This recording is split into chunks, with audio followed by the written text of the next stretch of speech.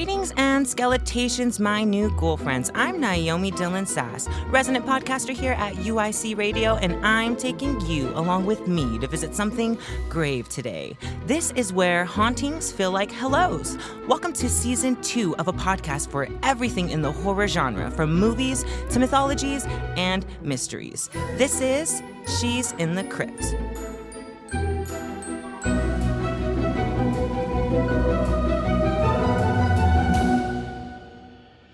Along with us on this week's frightful journey, the first ever specimen of the male kind to appear in this crypt, a warlock sent from the underworld in disguise as a dungeon master, Dylan Schuler.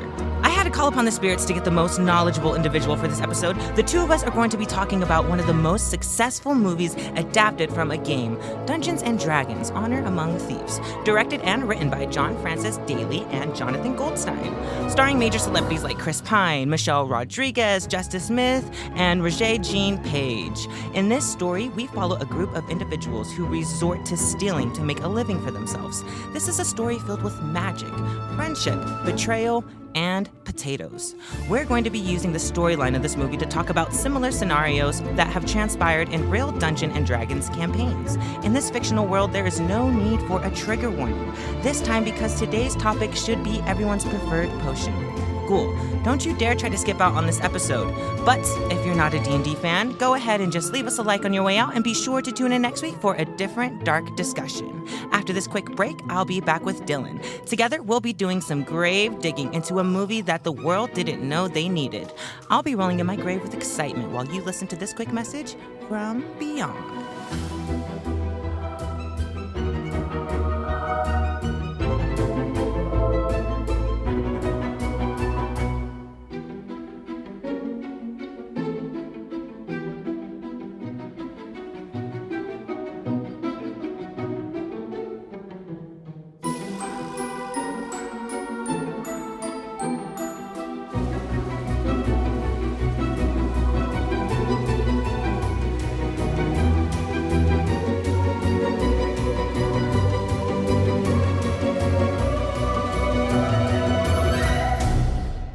Last week, I broke my back trying to do this, so I have to be careful what I try to do this time.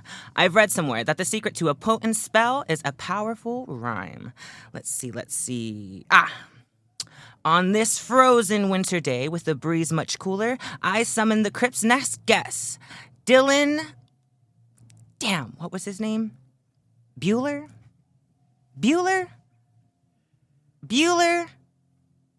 I don't even know why I tried. Okay. Well, this is She Summoning. Everyone, welcome to the studio, Dylan Schuler. Hey, what's up, guys? How was Purgatory? Did you hear about anything to just die for? Oh, it was wonderful. I saw a lot of people from my past, a lot of people from your past as well. Oh, my goodness. They had so many great things to say about you. See, that's a lie. I mean, I'll never tell. So, just to get people a little familiar, what is your major and how did you choose it? I am a theater performance major, and how I chose it was... I'll be totally honest. I like to do a bunch of stuff in like the entertainment world. I like to write. I've directed like some short films that are just awful. And I was like, oh man, I should probably get my life together because I don't want to be with my parents my whole life. So like, that's valid. Let's try to make it happen. Let's make the dream work. So, what draws you to the genre of horror and fantasy? Ooh, that's such a good question. Are you familiar with creepypastas? Yes. On YouTube? Uh-huh. I was like the YouTube generation where it was like the Jeff the Killer, the like Slender Man, like when those indie games popped up, and those would freak me out so much. They were on my hear me out list. Right? No. Like, you know about Siren Head? Uh-huh. And the voice, like that's the old Chicago tornado siren. It literally, I swear, sometimes I live up in Evanston somewhere by like the Northwestern Fields, and they have like the emergency sirens, and like every week or two they'll like blare it at like 4:00 in the morning, and I'm like, okay, like, are we dying? Like, is this it? Like, something's coming. Right. It takes them a whole 3 minutes to put this is just a test. And I'm like, okay, thank you so much. Why'd you do this at 4:00 in the morning? Awesome. So, what are you most excited to talk about today? One, I really loved this movie. When I went to see it, I wanted the D20 popcorn bucket. Oh, you went to saw it in theaters? Yeah. Oh, that's lucky. I think 2022, I want to say. I think I saw it when it came out on Paramount. Oh, okay. I got you. And I went up to the lady at AMC and I was like, hey, do you guys still have the D&D? No, we don't have it. Cut me off right on. Like, oh, I'm sorry. I'll just get a Slurpee. Whatever. So they didn't have the popcorn bucket? They did not have the popcorn bucket. Damn. I didn't see it opening night because I was still at Starbucks at the time, and they own my soul still to this day. Honestly, who doesn't? I'm one with the siren, unfortunately. So I'm trying to go see the new Scream, and they have a really cool popcorn bucket coming out for that. The thing that pisses me off about AMC though is they know we'll buy it, so they make it the last one I saw. It was the Beetlejuice one. It was literally $75. What? For who, what, and where? What was it? It was the worm, the sandworm. It was some popcorn bucket with the sandworm. Yeah, they were tripping. Okay. The one for Dune looked very not appropriate. Do you know the one I'm talking about? No, I don't think so. You can Google search it, guys. You'll know. It doesn't look very appropriate. Alrighty, so we'll get into the next segment. All right, this is Dark Discussions. Shh. We begin with Edgin, the human bard, and Holga, the human barbarian, locked inside a jail cell for crimes dealing with grand larceny and thuggery. They are given the chance to appeal their case to get the sentence shortened. Edgin is set on Chancellor Jonathan to be present so he could help with their case and stall for time until he arrives, giving the rest of the jury some context. They weren't always thieves. Edgin was a part of the Harpers faction with a wife and a newborn baby. The Harpers work for the good and safety of their people with nothing in return. One day, enemies of the Harpers sought out for revenge, killing Edgin's wife, but not before she could safely hide their baby, Kira. When he returns home, he sees his wife on the verge of death, and she points to where she hid the babe before she died. He said his oath to the Harpers died that day, too. He fell into a spiraling depression infused by alcohol, and that's how he met Holga. She was cast out from her tribe for falling in love with an outsider. Holga took pity on the baby, and they all stuck together since very soon they knew an honest living wasn't an economically feasible living, and they turned to thievery. In a few years, they formed a small crew of thieves, and one of them brought in the help of the wizard Sophina. They were robbing a Harper's stronghold to retrieve the Tablet of Reawakening, the only thing known to bring back anyone who perished, even by the hands of a red wizard. Edgin won't let Kira come on this job just in case it went south, and south it went. Just as they get their hands on the tablet, guards from the Harper faction come out to protect their stronghold, but Sophina cast a time stop spell to stop the guards. Holga and Edgin get caught in the spell, but right before, Edgin throws the tablet to his crewmate Forge and entrusted him with taking care of Kira and the tablet. He ends his story by saying he wants to be freed so he can return to his daughter.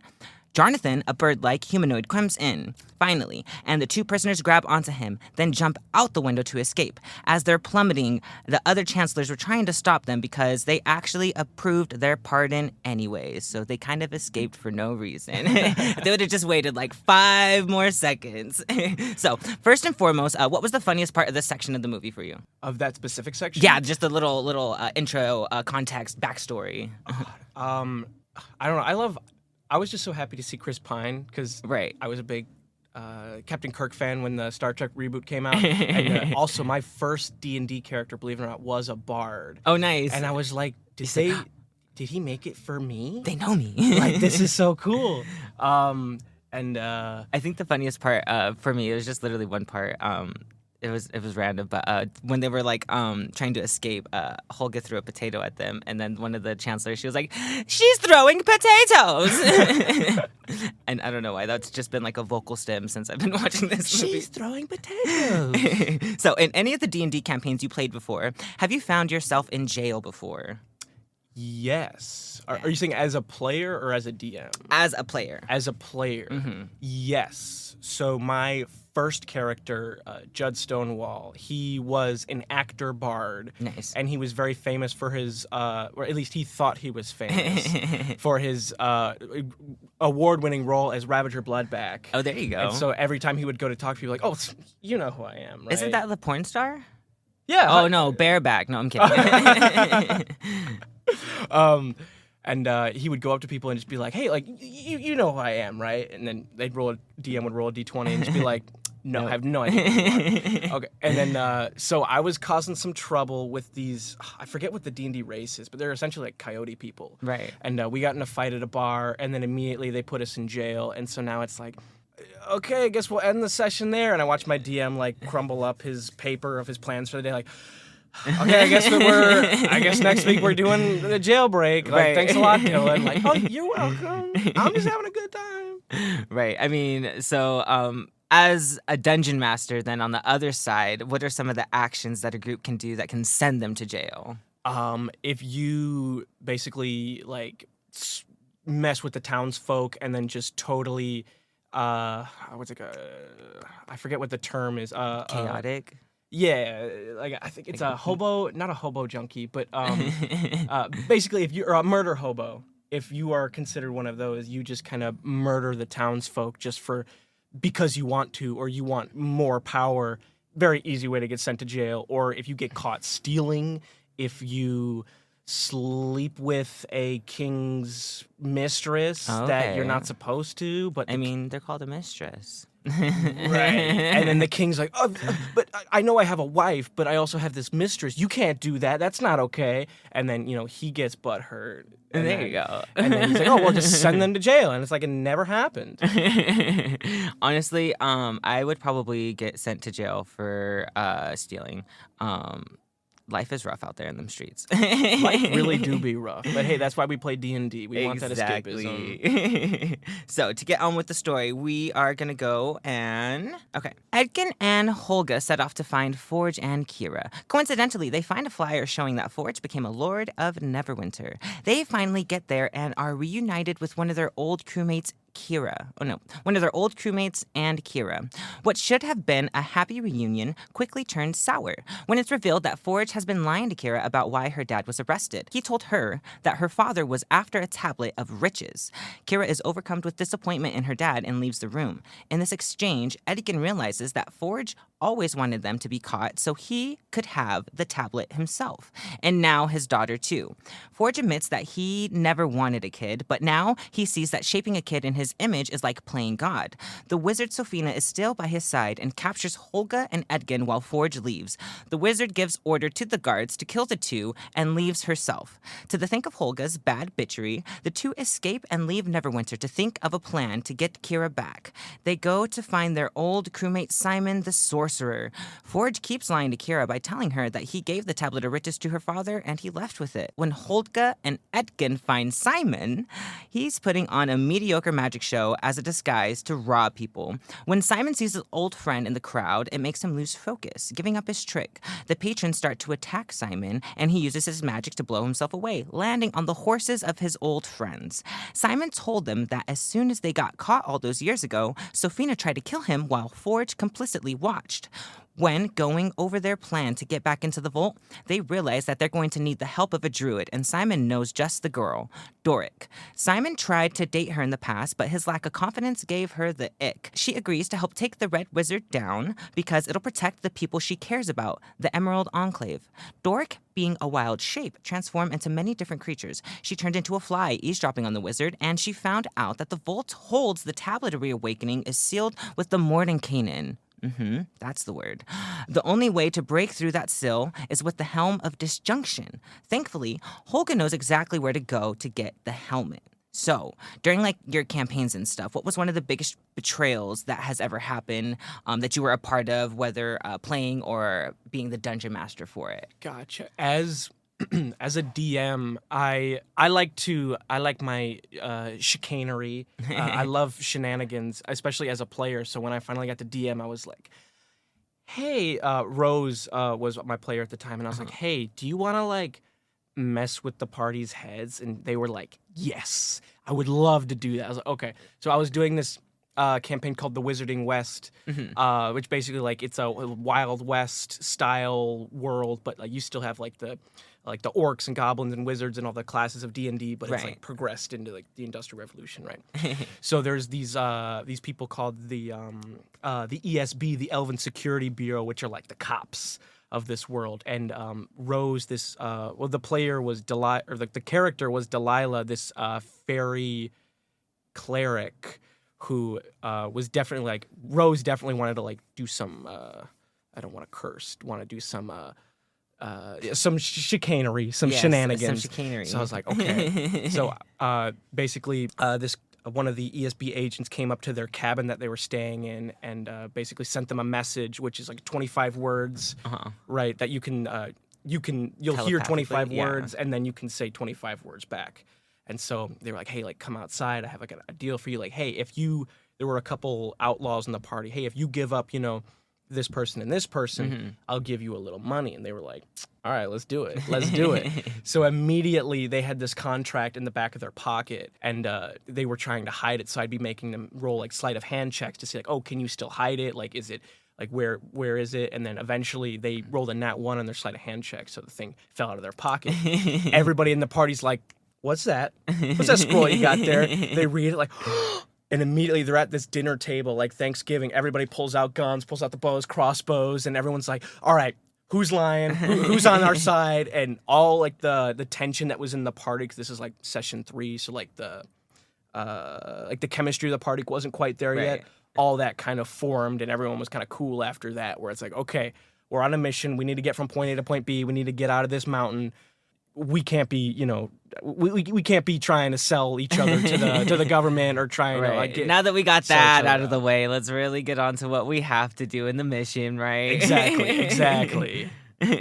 So, if you were a wild shape, what were you going to be transforming into, like in the world of Dungeons and Dragons? Ooh. What's like the most useful thing you think in that universe? Honestly, anything that could fly. Yeah. So like an eagle or like a pigeon, because pigeons are so cute. I love protect the pigeons. Pigeon. But if you can get up to a vantage point, just fly up as a pigeon, and then like you watch Teen Titans, Beast Boy, Beast like, Boy. Oh, that'd be so cool to have his power, right? Right. So like fly minus up. the green.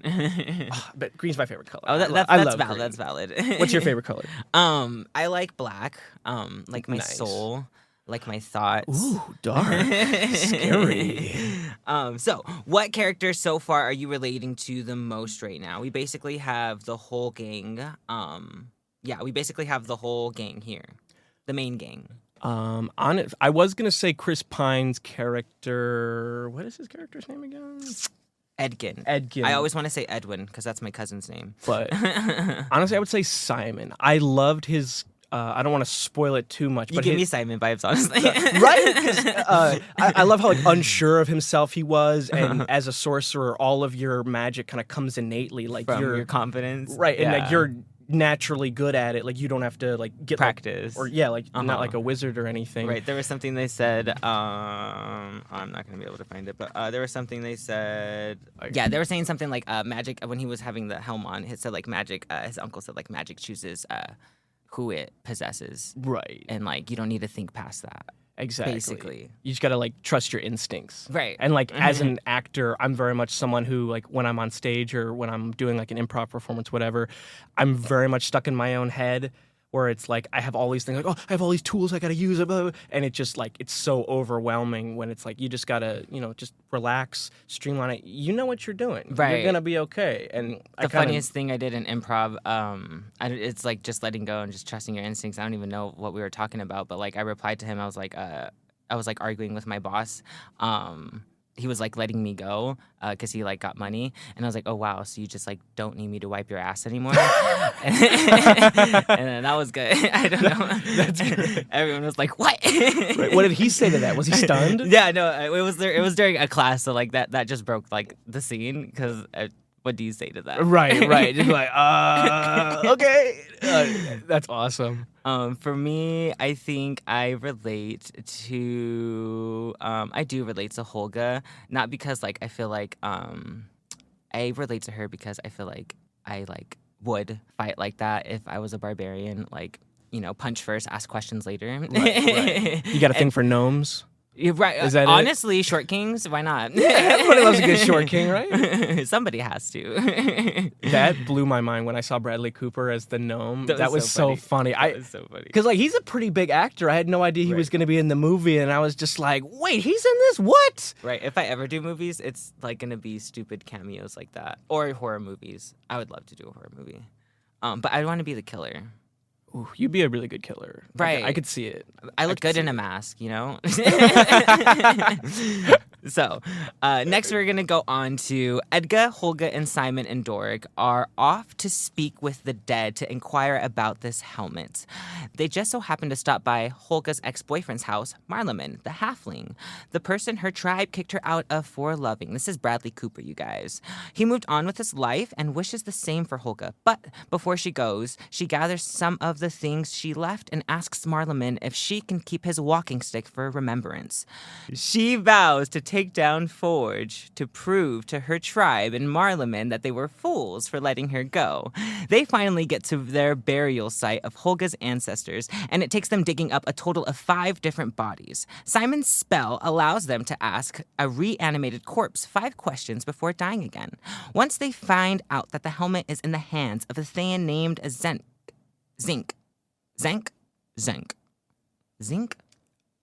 I think it's Zank. Zank. Yes. Once they find out the helmet is in the hands of a Thayan named Zank, who has affiliations with the Harper's faction, they leave before asking the last corpse his final question. Edgin has beef with Thayans and Harpers, so he is weary about the plan, but everyone has only heard good things about Zank. With no other option, they set off to find him. Once they do, Zank agrees to help them retrieve the helmet on the condition that Edgin give all the riches he finds to the townspeople of Neverwinter. The helmet is being kept in the Underdark at the hanging city of Dolbundle. On their adventure there, they run into Rocknon, intellect devourers, who stun their target to consume their brains. They are drawn to mental energy. The higher the intelligence of the prey, the more likely they are to strike. So, they don't attack this group of knuckleheads. Once they get to the city, Simon accidentally destroys the bridge, but realizes that the walking stick Holga has is actually a hither-thither, basically a transporting portal up to 500 yards away. And they use this to get across the city. As soon as the gang gets their hands on the helmet, Thayan assassins show up to the party. Daddy Zinc handles them in seconds. All of the commotions awaken the red dragon, and he is the chubbiest, cutest dragon I have ever seen. The dragon chases the 5 into the crevice of the cave, trapping them. The dragon's horn was beating on the rocks, cracking them, making water gush in from all sides. With the quick thinking of the plan maker himself, Edgin, he has Simon create a spark while Holga beats the gas out of the dragon, creating an explosion that helps them escape to the surface. They all made it out alive, and with the helm of disjunction. Now Simon just has to attune with it. I personally don't know what's with the Thayan beef. Why do they have a bad reputation? That's like in the lore of D&D, right? Like just basically almost everybody doesn't mess with them. Yes. This is gonna show my true colors. I'm not a true D&D master. They're kind of similar to in D&D what are called the Aasimar, which are like they're like They put the ass in Aasimar, yeah. Yes, 100%. They have they're like angel ancestry. Oh, okay. So I believe the Thayan are like the fallen angel version of that, where it's like you're immediately not like trustworthy. Where it's like, oh, like you're kind of like a fallen angel, like right. you know, Lucifer. Yeah, literally. So I believe it's that. If I'm totally mistaken. Yeah, okay. They're horrible. Got it. That's an easy enough answer for that. So, if you could bring someone back from the dead, who would it be, and what would you ask them? Like a celebrity or a character that died in a TV show or something? Oh, that's such a good question. I would bring back Amy Winehouse, and I would ask her like I know she's making albums in the underworld, you know what I'm saying? I would ask her to drop it, just drop me a link. I won't share it with nobody. Just let me listen to the spooky jazz and I could die happy. Honestly, David Lynch. Oh yeah. I have so many questions I need to ask him. He's one of the coolest but weirdest people. I don't know if you're a big David Lynch fan, but like have you seen Twin Peaks? No, I haven't. If you ever have like a spare, like if you're over the summer, if you need something to do, try to watch the original Twin Peaks. It is a very weird show. Like from the 60s? 70s? I think it was 90s. That's what I said. The 90s? Yeah, I heard you. Yeah. Or like the original David Lynch Dune that came out in 1984. Okay. That is a Space Dust. yeah. That is a weird movie. Like the Harkonnens, which are like the sort of like antagonists of the thing. There's a point where there's a bunch of people in a line, and it's like these like mothers with like these like things hooked up to their breasts, and they're just getting pumped, and it's just happening in the middle of the scene while like, everyone's having this dialogue, and there's like these. It is a crazy film. I personally prefer the new one, but if y'all get a chance to watch it, it is mind-boggling to watch that film. I'll definitely have to give it a watch. Yeah. Would in any of your battles that you've done before, have you ever come across dragons? Because those are like the ultimate like bosses and stuff. And don't they have usually like boons and stuff that they could grant? Yeah, they have a ton of stuff. It depends on like what kind of dragon. There's like chromatic dragons, and there's like all the different colors. Like there's like acid dragons, fire dragon, like all the different elements, whatever. They can also polymorph, which is cool. Which they can turn into any like a wild shape. You can just turn into an animal, but a polymorph you can turn into any single creature that exists. Oh, okay, like Mystique. Right. And there's a spell called True Sight, and if you have True Sight like always cast, you might come across like a human that is actually a dragon. Or so you can see through their what is it, their ruse, their imitation. Exactly. Yeah. And most of the time dragons are very like money hungry. Like you've probably heard of like the dragon's hoard, right? And usually they're very nefarious, but every once in a while you find like a very like a lawful good dragon that's like, you know, they're still money hungry, but they believe in like, we got to keep the chaos of the world going or else we won't exist. Right. The only like Dungeons and Dragons stuff that I've watched that wasn't like the movie is Dropout 20 or Dimension 20 Dropout TV, right? Yes. They have Dungeons and Drag Queens. Oh, so good. So good. They did that. What is it? Brendan Mulligan. He had like the bit Red Dragon, and that one he was funny. That one was funny. He's one of my people I aspire to be. I love that man, Brendan Lee Mulligan. He looks so cute cool. in makeup, but he does not look cute without makeup. When he doesn't have makeup on, I'm like, oh, you're just a dad. Literally. I think he just had a kid like 2 years ago. That's what I'm saying. Like, you look like he looks like he had a kid. Yeah. No offense, Brandon. Yeah, we love you. We love you, Brennan. You're beautiful. He was probably like 7 years old, and someone was like, "You look like you're meant to be a dad." Has anybody in like your campaigns died from a dragon? Not died from a dragon, but we have experienced death in the campaign before. And is that like when you pivot and try to find something like the Tablet of Reawakening, or do they create a new character and join in like as you guys find them on the road type thing? We've done both. Me as a DM, I like to, because I was always more into like the story part than the combat. Obviously, I still like combat. That's very fun. But if I'm setting up like an arc for one of the characters and then they die, I'll try to like, okay, the next session, I'll try to write something or like give the players something to be like, oh, we can save them before. Because there's like, there's spells called like Revivify and there's different kind of like resurrection techniques to do that. Yeah, I was trying to look for one when I was summoning you earlier, but I couldn't find one. It's okay. It's okay. You got to have a gem, you know. That's why I'm broke.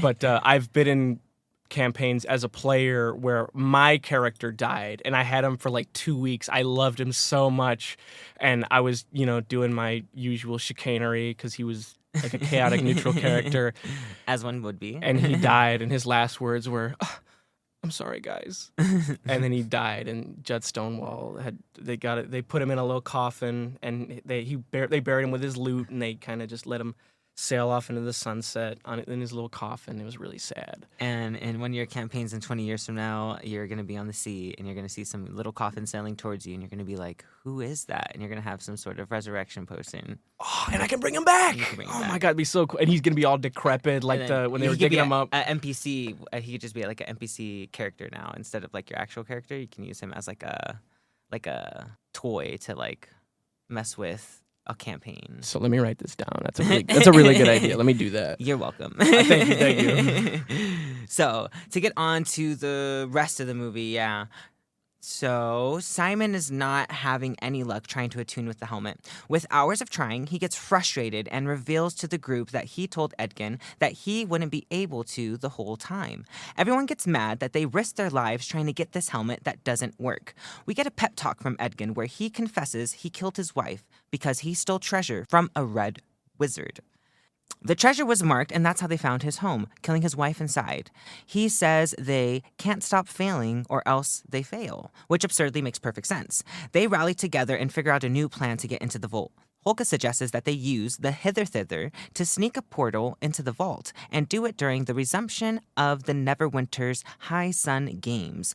They successfully get the portal into the vault, but almost immediately get caught. Edgin proposes that they be allowed to participate in the games to earn their right to live. Once inside the games, they figure out that Forge just wanted to steal the stuff from the vault too, but the wizard has something more sinister planned. Simon is finally attuned with the helmet, which increases his powers, and Doric turns into an owlbear. They are key to helping the crew escape and getting them to the boat, filled with treasure that Forge is taking with Kira.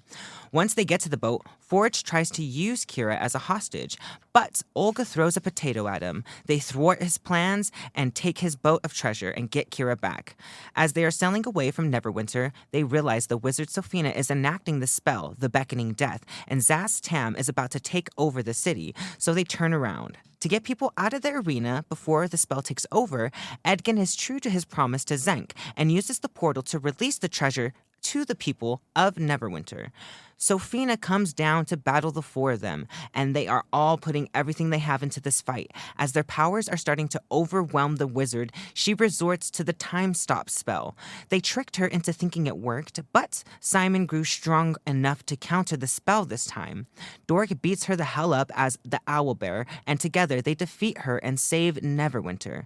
In the commotion of the fight, Holga got hit by a red wizard's arrow. She says her final words to her family as we see flashbacks of her taking care of them over the years, and dies. Kira and Edgin make the decision to use the Tablet of Reawakening on Holga instead. Daddy ends up finding Forge and takes him to jail where he belongs. The real Lord of Neverwinter gives the gang hero honors. The credits roll until we see the reawakened dead soldier still waiting for someone to task him the final question so he can die again. All right.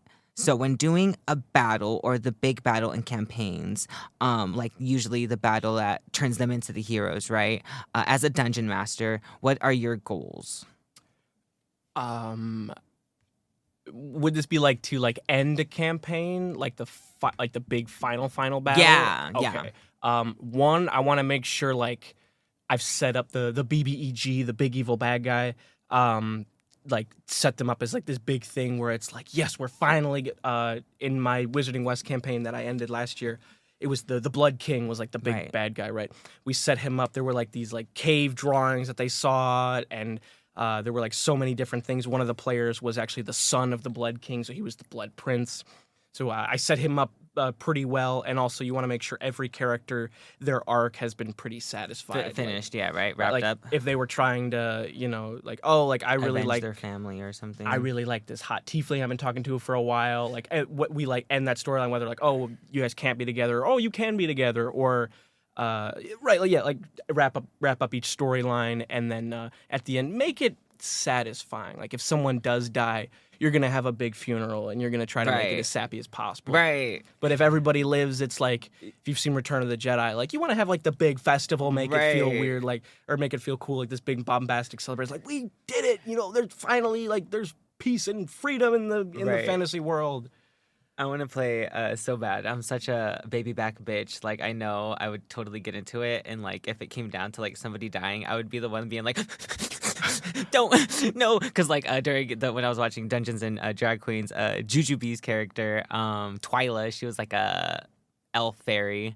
But she was basically, like, standing in front of they were either gonna kill the little fairy that she was hooking up with, or they were gonna kill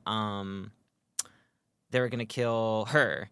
And so there was this other fairy who was like on the fence about helping them and helping like the bad guy, and in that moment she was like, she had like had a heart to heart with the other fairy, and then like the as like the enemy was about to like stab Twyla, the Brendan Mulligan like jumps in as the NPC and is like, "No, just don't you touch my sister!" And I was like, "Ah! Oh my god!" A wreck.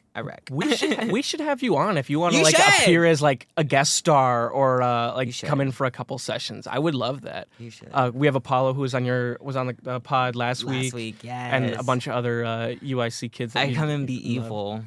See who kills me first. Do you want to do some chicanery? Yeah. You want to? I could come in as the guys as not being evil. Oh, don't listen to this episode if you're in the campaign. No, I'm just kidding. Yeah. The D&D crew. Don't listen to this, but like listen to all the other ones. So, what in this movie felt the most authentic to the real game? When they were resurrecting when they're in the graveyard and they got the like, oh, you got to ask me 5 questions. I love that because if this was a regular action, You'd have to keep fantasy rolling. movie, it would just be like, oh, we met the guy, we need to, and then now we're gonna go. This one's like, oh, we go to the first one. Oh, it's not you. All right, ask quite like, what's your favorite color? How old are you? Who's your wife? Whatever. Okay, boom, let's go on to the next guy. Boom, let's go on to the next guy. Boom, let's go on to the next guy. That's very much how like a D&D game would work because it never works the first try because someone rolls a nat 1 Right. you're leaving it up to the dice. But in a regular film script, it's just like, okay, boom, you find this thing, boom, you find this thing. Okay, now we fight the big bad guy. Which in D&D, it's going to be very, you never really know whether you're going to play or succeed. And then if you have a failure, it's like, all right, well now how does this affect your character? Make it, if you're playing D&D to win, you're not playing it right. Right. The goal is to tell a good story with your friends, right? Honestly, campfire songs. I liked because I play. So have you ever played the game Baldur's Gate? Yes. Yeah. Yes, I have. The third one? That's the only one I played. Baldur's Gate. Yeah, 3. I haven't even. I'll be honest. I haven't even heard of the first 2 until the first one Right. came out. So that one I've been playing that game. That game's super fun. And that one really brought to life like the aspect of like rolling, and I was like, that is so annoying. Tell me about your character. I'm curious. I don't even remember what it's like. It's the people who their skin is like all super charcoal. They're sorcerer. I think they might be Thayan, to be honest, because when I was making it, it was like people might not like you. Oh, was it a drow, a darko? Yeah. Oh, Dark elf. okay, Yeah, I a got you, drow. I It got was you. Drow.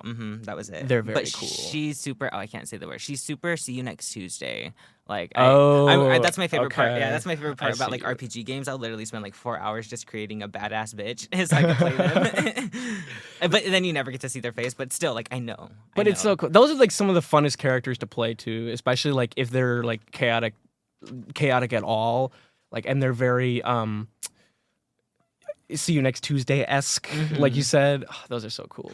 I always try to be. I always play the games twice. I always the first time I always try to be like the good person, charismatic, just talk my way out of situations, so I can know the story. And then the next time I'll be like, okay, I really didn't like you. Let me kill you this time. Oh, that's so fair. And see how that plays out. That's so cool. Same with like I play Fallout 4, so like I just wanted to see what would happen like if I killed all of Diamond City, and it took a lot, but I killed everybody. I saved before. Everybody? I saved before, yeah, and then. Oh, and then now it's like, okay, now let's see how far I can take it. I gotta save. I'll be fine.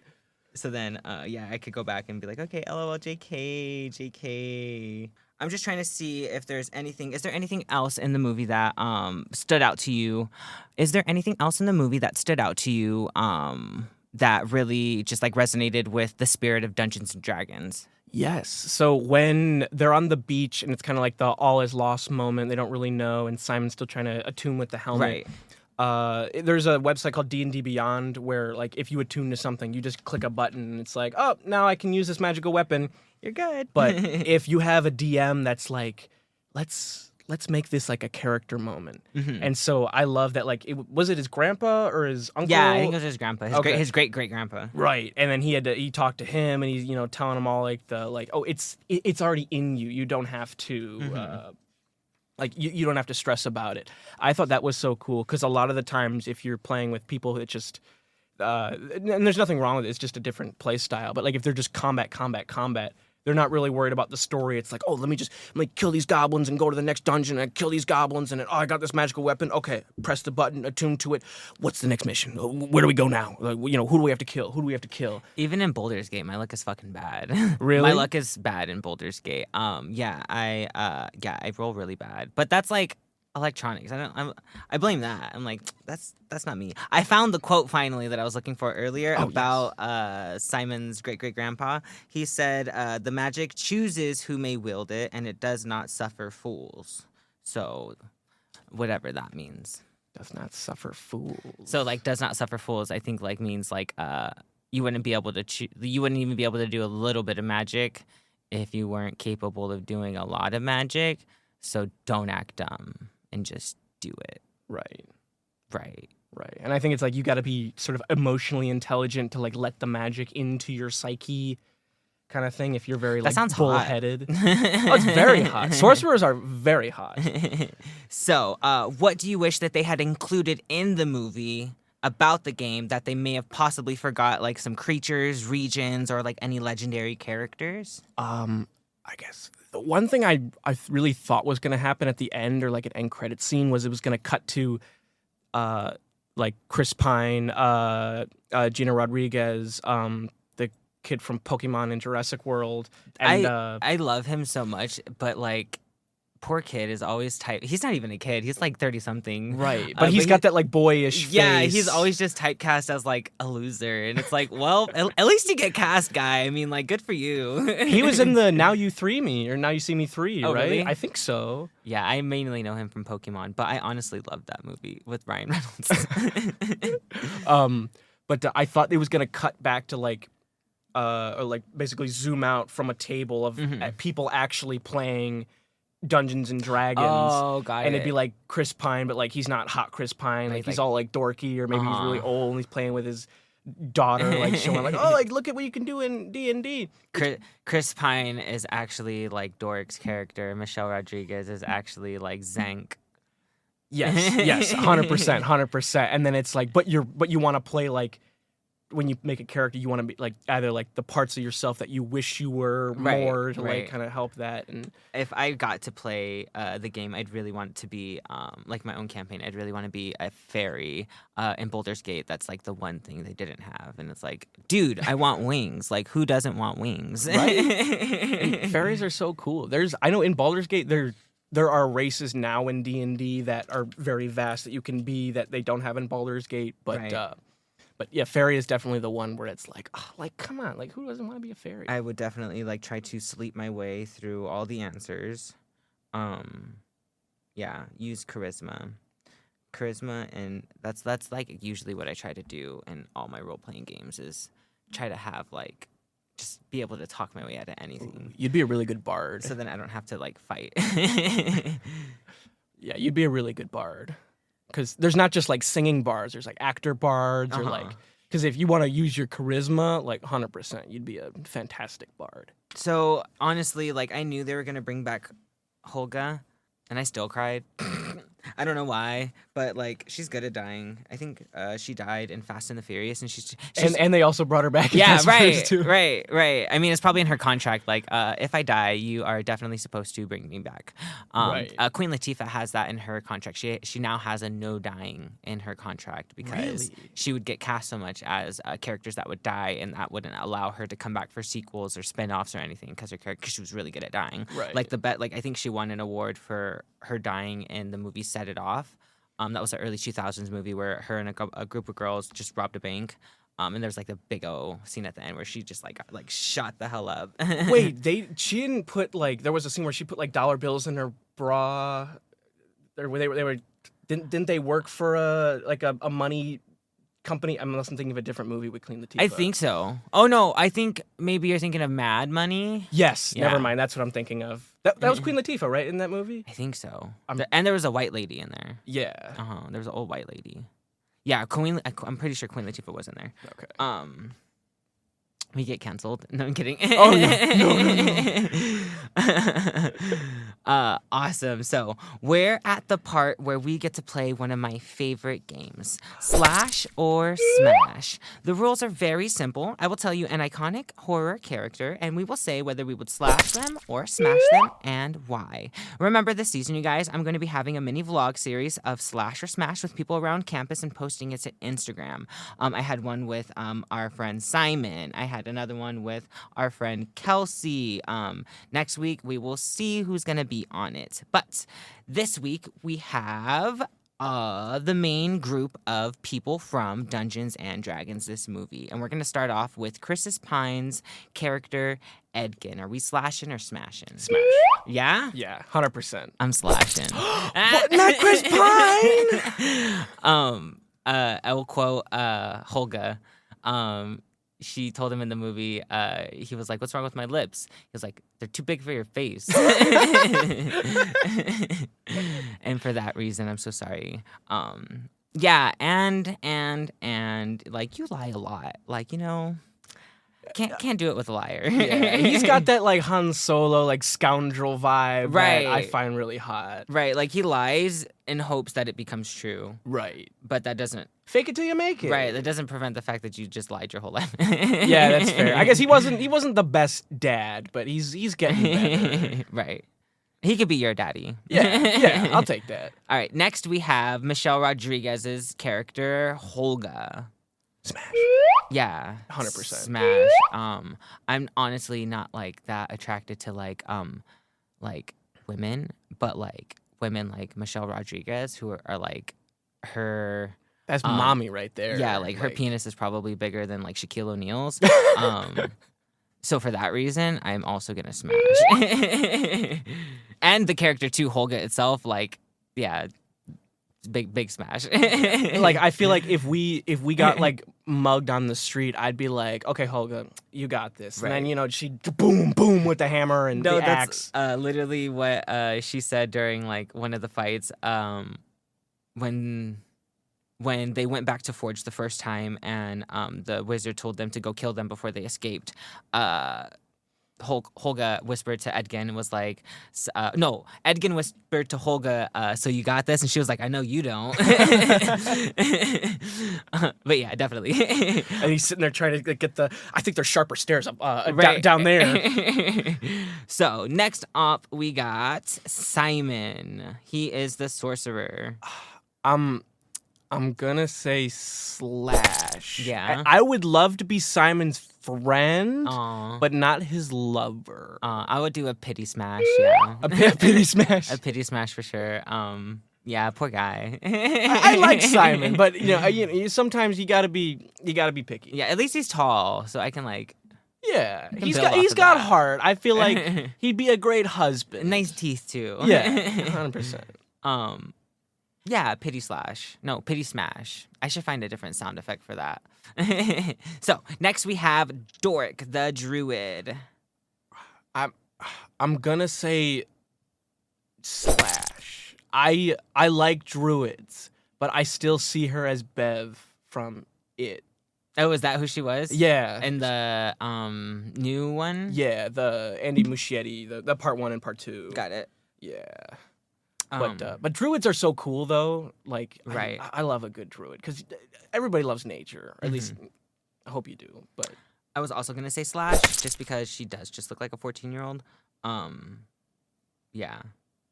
Basically, that's it. yeah, that's She's- fair. But she's a tiefling. I just wish they gave her they made her like red or orange. right, or, right. You know, but just probably to save money on production and not right because that's painting her like every day. 3 hours in the makeup chair every day. So next up, we have my favorite person. He is Zinc, the Thayan Paladin. Smash.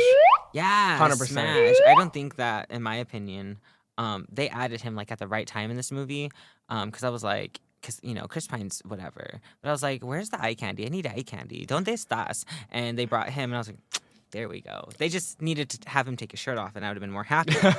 But that's okay. I guess that's what Bridgerton's for. But he looked good in the armor. Right, and, right. Who doesn't like a man in a suit, you know? Exactly. I loved the little the rivalry between him and Chris Pine's character. Chris Pine was like super jealous, like, oh man, he's such a nice guy. Yeah, he's all right. He's whatever. I ship them, yeah. They would be a good couple. I could definitely see that. Maybe in the sequel if they make it. Do you think they'll make a sequel? I hope they make a sequel. I hope they do. They had 2 seasons of Dungeons and Drag Queens, and I really want them to do a season 3. I'd be surprised if they didn't, because that's one of their more successful ones. I know. Like, that has the most views on, but honestly, half of them are probably from me. My favorite thing, I already said it in another episode, but Alaska, she has a ogre barbarian character, and there was she was about to kill one of the main villains, and then Brendan Lee Mulligan was like, all right, so this is it, you did it, how do you defeat blah blah blah? And she was like, I pick up my axe, I put it over my head, and I say, Merry Christmas, motherfucker. Just no context, not Christmas at all. But it works. It works. Right, everybody needs a catchphrase. It was so funny. Awesome. So that was Slash or Smash. Remember to comment below your top Smash and your top Slash. So my top Smash is gonna be Zank, and then my top Slash is gonna be Edgin. I'm so sorry, Chris Pines. I'm gonna say top Smash is Edgin, and then top Slash is gonna be. Was it Zorik? Yeah, that was Zorik. Yeah, we're gonna say Zorik.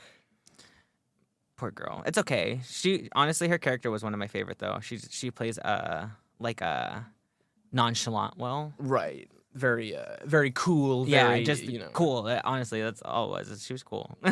She's got that good girl next door vibe. Right. You know what I mean? Like a Mary Jane. Uh-huh. Not just because of the red hair.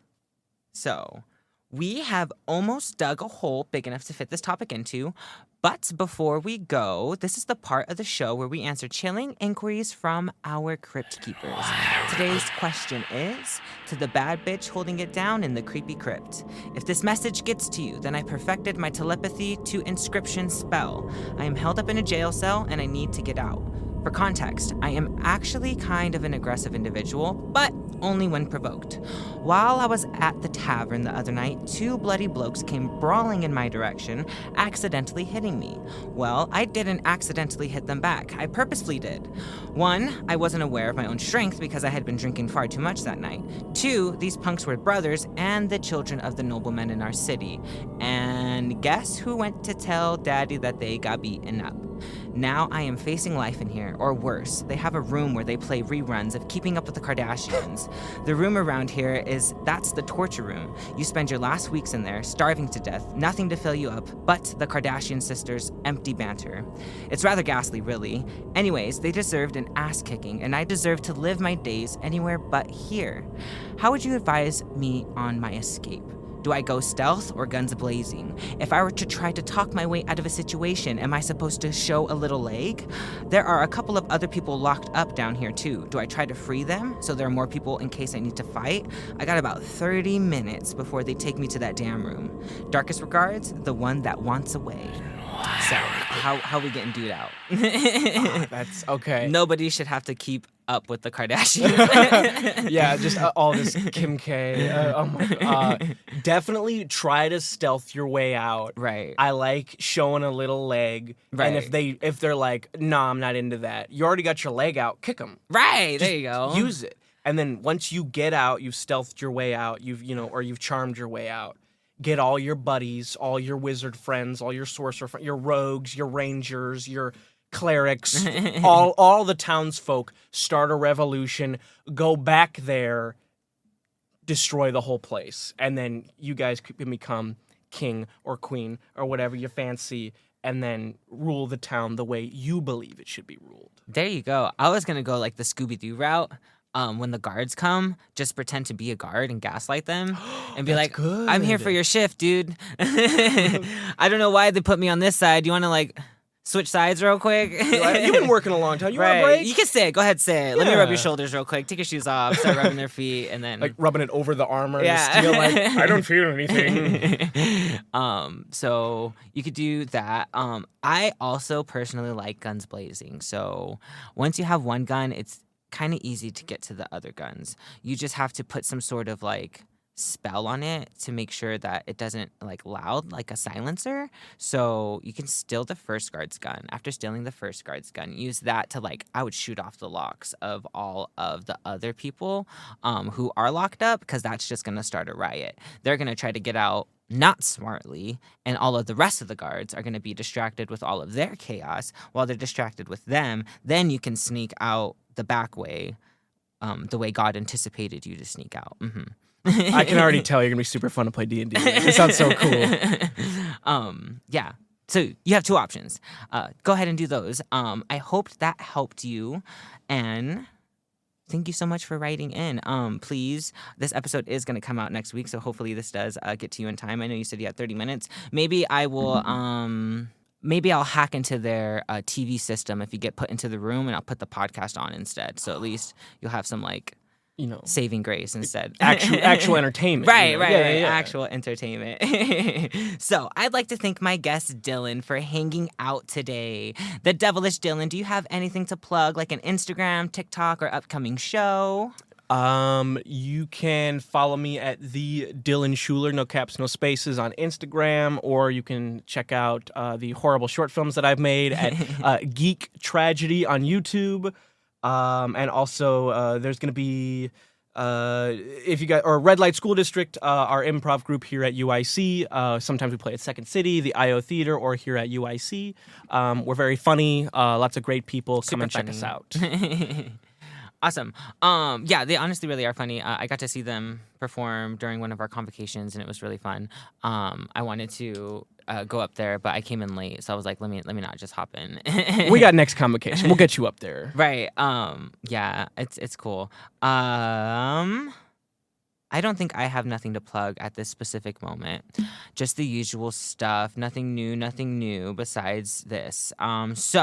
So just remember, you guys, go ahead and follow my Instagram at She's in the Crypt so you can see the new mini vlog series Slash or Smash. I'd like to thank UIC Radio for publishing this podcast, but most importantly, I'd like to thank you, the Crypt Keepers. Thank you for digging this grave with me, but unfortunately, the graveyard is closed. So until next time, we'll leave this episode in the crypt. Farewell and bad dreams. Make sure to follow the podcast on Instagram at She's in the Crypt for updates about upcoming shows and guests. Follow UIC Radio at UIC Radio on Insta, and subscribe to the UIC Radio YouTube channel so you won't miss a single episode every Friday. And you can also check out the other shows on the network. The podcast was created, written, and edited by Naomi Dylan Sass. Hey! And published by UIC Radio. Music by Arthur Benson, A Friendly Ghost, and sound effects from epidemicsounds.com. If you can't get enough of She's in the Crypt, you can check out my weekly blog, Crypt Collections, every Saturday morning on the website uicradio.net. And find me in the blog section. Bye!